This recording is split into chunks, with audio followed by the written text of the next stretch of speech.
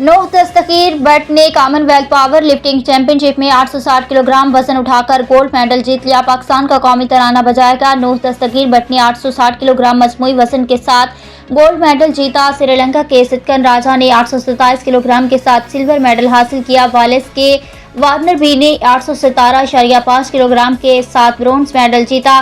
Medal तकरीब के बाद पाकिस्तान का कौमी तराना और परचम कुशाई की गई। हतमी रिपोर्ट सन सिटी जनूबी Africa. Pakistani power lifter Noh Dastgir Bhatt ने एक बार फिर तारीख रकम की और कॉमनवेल्थ पावर लिफ्टिंग चैंपियनशिप में 860 किलोग्राम मजमूई वजन उठाकर गोल्ड मेडल जीता। ये मुकाबला 2 घंटे से ज्यादा जारी रहा, जिसमें श्रीलंका के सिद्धन राजा और वालेस के वार्नर बी के साथ सख्त मुकाबला देखने को मिला।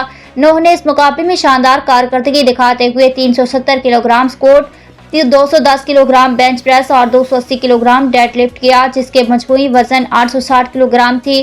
श्रीलंका के सिद्धन राजा ने 827 किलोग्राम के साथ सिल्वर मेडल हासिल किया, जबकि वालेस के वार्नर बी ने 817.5 किलोग्राम के साथ ब्रोंज मेडल अपने नाम किया।